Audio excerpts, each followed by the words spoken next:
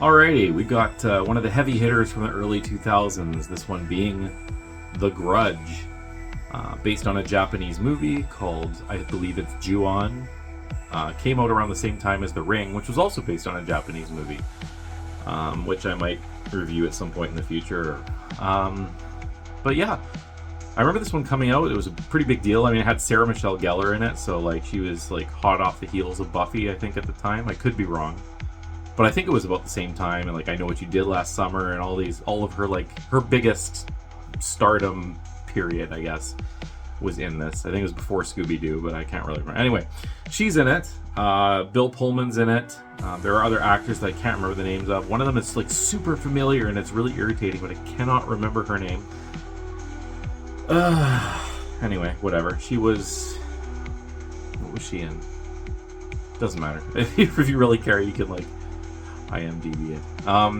Anyway, spoiler alert, you know the drill. Talking about the movie, giving away the ending, etc., etc. You don't want it spoiled. You've been warned officially. So now I don't have any guilt with talking about it. So, how does the movie start? Bill Pullman jumping off a balcony. Yeah, that's... If that seems abrupt of me to do, it was literally because the first 10 seconds of the movie, he basically throws himself off a balcony. So that's cool. And people are texting me in the middle of me recording this. So if you hear buzzing, ignore it. Again, Carnosaur budget. Bear with me. So that happens. Cut to the next scene. It's a completely different area, completely different people. There is this, like a house aid worker for older people that need assistance or whatever. Her name is Yoko. She is assigned to this house. She goes in and is looking around, and the place is a bit of a mess. Finds the patient and whatever that she's supposed to look at. Seems okay for the most part, but it's kind of like non-receptive, I guess would be the term. Anyway, she hears a noise from upstairs. Sounds like a cat. I think she does see a cat, and it leads her to a closet, which has an opening in the ceiling that goes to the attic. And boom, motherfucker, ghost comes, grabs her, pulls her up. Boom, scene done. So that's that. Cool. And then after that, we're introduced to our main characters. Yes, Bill Pullman is not a main character, even though he's probably like the highest paid actor other than Sarah Michelle Gellar, but that's fine. So we got SMG playing Karen, and then there's her boyfriend Doug, who I apologize, I don't remember the actor's name, my bad. And they're in Japan for whatever reason. I think it's something to do with like schooling or work or something like that. Can't really remember. It doesn't really matter that much, but they're in Japan either way. She's pretty pumped. She's always wanted to be in Japan anyway, so pretty easy transition for them. Everything's working out good. Karen ends up working at the same caregiving facility that Yoko works at. So when Yoko doesn't report to work that day, she is assigned Emma, who was Yoko's patient. So she goes to the house and meets up with her, and she's kind of out of it. So, well, I mean, it's the same situation as like Yoko, right? Again, hears noises, some creepy stuff happens. Emma's just like, actually for the first time, like looks at her and is like, I just want her to leave me alone. And Karen's like, what?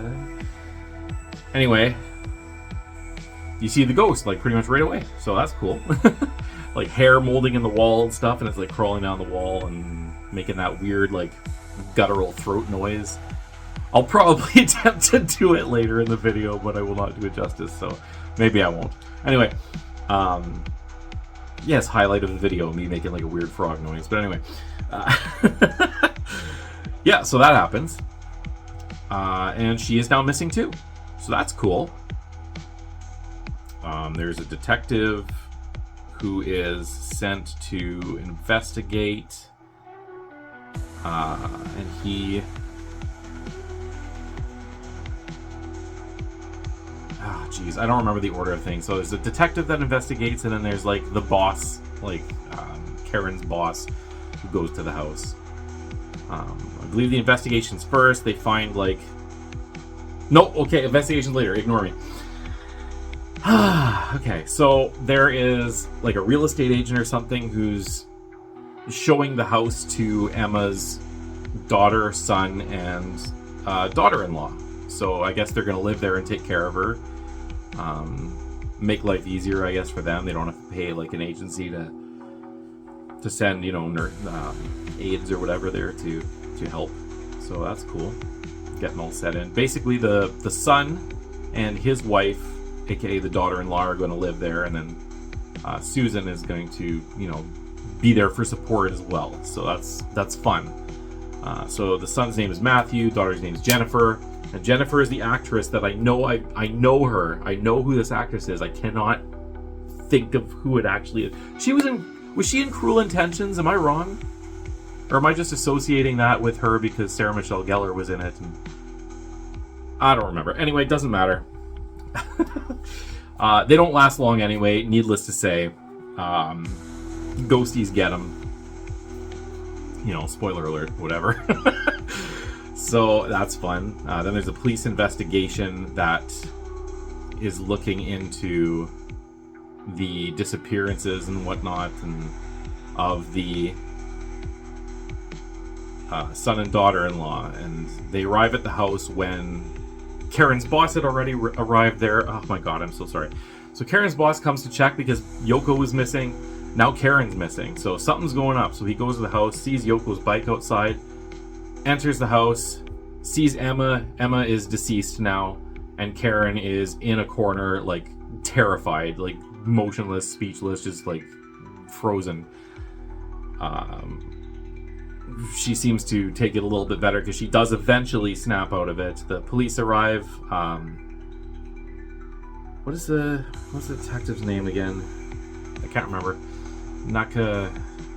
Shit, I don't know. Well, anyway, the detective arrives and looks around and questions him and everything, and he mentions that Yoko was missing too, and that Karen had been missing, and he found her and all that stuff. And anyway, they search the house, and they find the bodies of Matthew and Jennifer in the attic. So basically, they are drawn to this room. They see all these pictures that are torn up.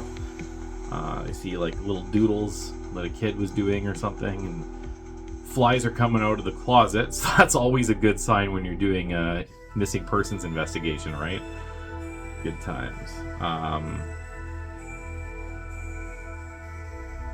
Nope, the fly scene was later, and I don't remember how they end up finding it, but they end up finding them in the attic. Whatever. So that's that. And basically, the next scene, Karen's in the hospital because she's like traumatized, and they want to make sure she's okay. And she, for the most part, is, but she's like, Doug's there with her and kind of trying to comfort her and whatnot, and she's freaked out, clearly. The detective comes to talk to her and whatnot, and I guess make sure everything's okay and like ask her about the situation and whatnot. And anyway, his partner comes and pulls him out of the room and is like, yo, so that shit we found in the attic there, do you know anything about that? Because remember 3 years ago when we found a similar thing and, all our men, like, Oh, they also found a jaw, like a ripped off jawbone in the attic with the 2 dead people. So extra fun. Anyway, partner there is kind of like, yeah, this is kind of sus, right? And detective is like, yeah, okay, this is really, really sus. Anyway, next scene, we got Karen, who left the hospital. I guess she checked herself out. She's feeling good enough to do that. Goes and bugs Doug at work. They take the day off to spend time together, and they're going home on the bus, and there's like she's seeing visions, like even on the bus and whatnot, and she basically tells him like some weird shit went down. She doesn't exactly tell him like, oh yeah, I saw a ghost kill this lady or anything, but like she's hinting that some shit is going down there, and it's not how you say it, natural. So that's fun. So she ends up doing a little bit of investigating, some sleuthing of her own, I guess. Yeah, part of her Scooby-Doo sleuthing persona leaking into this movie. I don't know, that was fucking stupid. Anyway, she does that, and she finds this information on Professor Pullman. Bill Pullman's character, Peter. I'm probably just going to call him Professor Pullman, because that's how I'll remember it easier. Anyway, him taking his life, and she goes and visits the wife, and is going through pictures, and in all these pictures, she notices this one girl in the background that is in, like, every picture of them together. And it's really stalkerish. And then it looks like she puts two and two together, like, oh my god, that's like the ghost person thing that I saw. One of them, because she saw the boy and she saw the girl one. Yeah, anyway. So she puts two and two together, and she goes to... Does she go to the house next? I don't even remember. No, she goes home. No, she goes to the detective. I am so sorry. She goes and meets with the detective on the roof, and they're talking about it, and he's kind of basically telling her, like, listen, yeah, shit is fucked, actually. Like, off the record, like, I lost a bunch of men at this. We have this thing in Japan where if, like, someone dies angry or, like, really tormented or something, that their emotions will stay behind and haunt the area that they died in or whatever, and there's not really anything you can do to take care of that other than removing the place from the map, I guess. But essentially, once you're marked, you're fucked. So, and then he says, I'm sorry, and he walks off, and she's like, well, yeah, that's not good news. Not ideal. You could probably have used Giles right about then, but that's neither here or there. So she's stressed out. She's trying to deal with this in her head, goes home, sees a message, plays it, it's Doug. Doug's like, yeah, I found all your research, and she looks in the table, there's like paper spread out, and the message is like, I found your research, did you go to that house? I'm gonna go find you, or whatever. So she's like, oh shit, Doug's on the way to the house. Right now, he's like not cursed, or whatever, but as soon as he steps into that house, he's fucked. So that's not good. I gotta go rescue Dougie. So she tries to rescue Dougie. Unfortunately, not successful.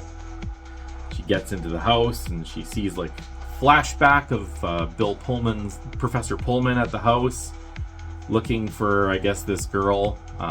It's not implied that they had like an affair or anything, but she was in love with him, and he's kind of innocent in all this, from what I gather. I don't know if in the Japanese version there was like,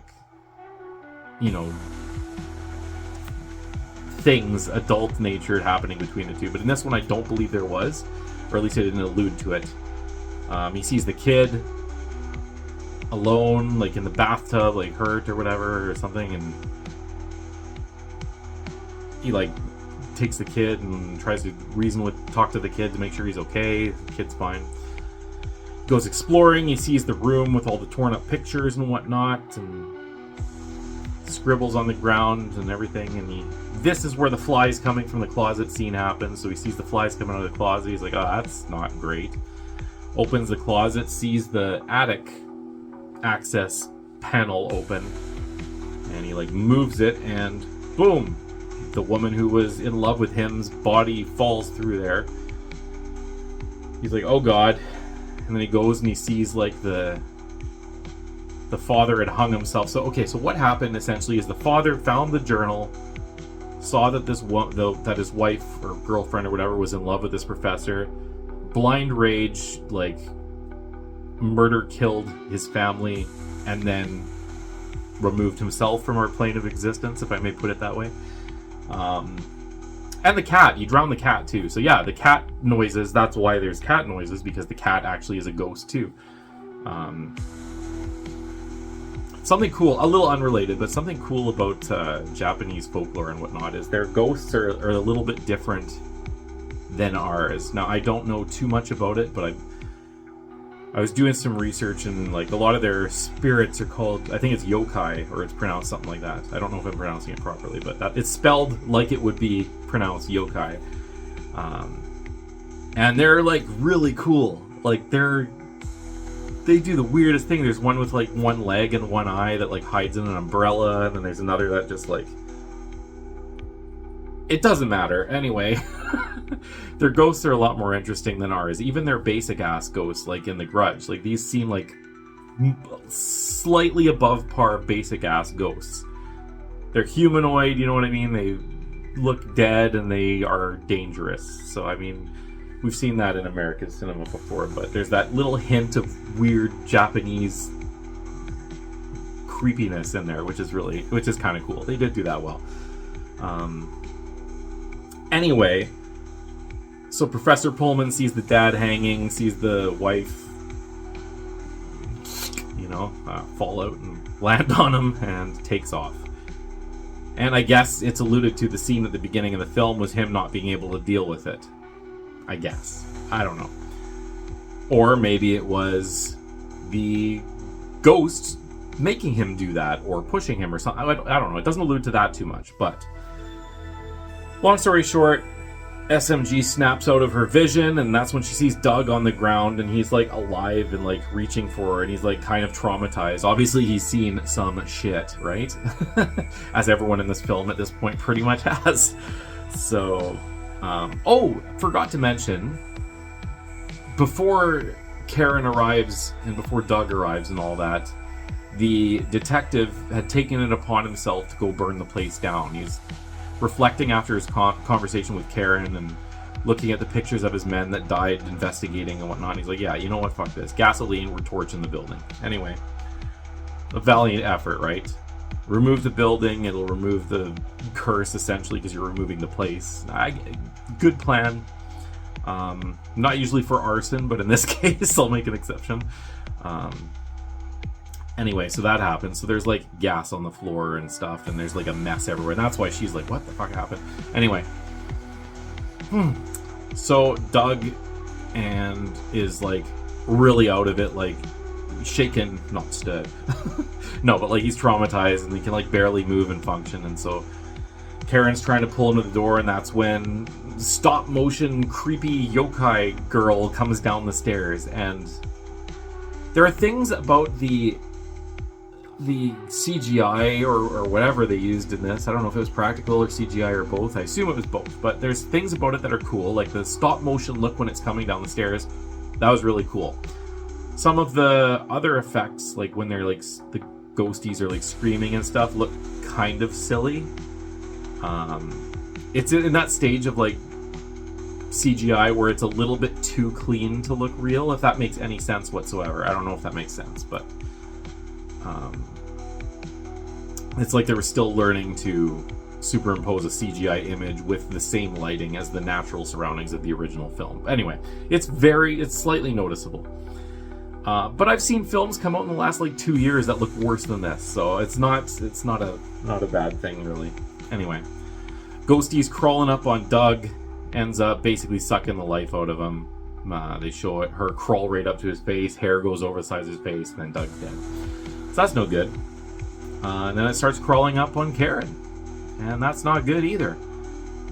And at this point, she pulls out a lighter, noticing the gasoline. She's like, okay, I'm going to finish the job that the detective couldn't do, unfortunately.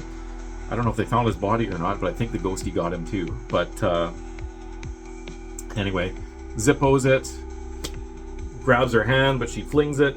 The place goes up, but it looks like it's too late because the thing's like right by her face. Cut to the next scene of a morgue. So it's like, oh, did she die?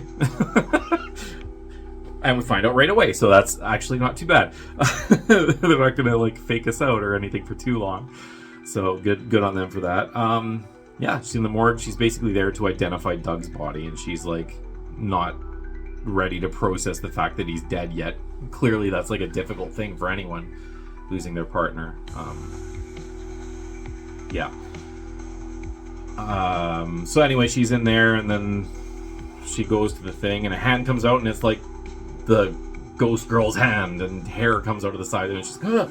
And then she looks, and it's like, no, it's his burnt hand. She's like, oh. And as she's about to lift the thing, you hear that noise behind her, and guess who's there right behind her? She turns, and blah! A little bit of a jump scare attempt there with a close-up of its eye and the weird croaking frog noise, and then cut to credits, and that's the film. So I probably forgot some stuff, but that's the gist of it. I do have to see the original. I've never seen the original, like the Japanese version that this was based on, so I can only go on this one. And I'll say right now, I already have, when I saw it, a number went in my head, and that's what I'm rating it. 6.22, that's what I'm giving it. It's not awful, it's not great. Should you see it? Sure, because it was in that period of horror in the early 2000s where this was one of the big name movies. So I would say see it so that you've seen it. It's not unenjoyable, and it's not phenomenal, but it's not bad either. So it's worth seeing at least once, I would say. Those are my thoughts. Yeah, I think that pretty much sums it up. I mean, this movie's been out for long enough and was big enough at the time that most people have probably seen it, so I'm not going to waste too much more time on it. Yeah, anyway, 6.22, passable.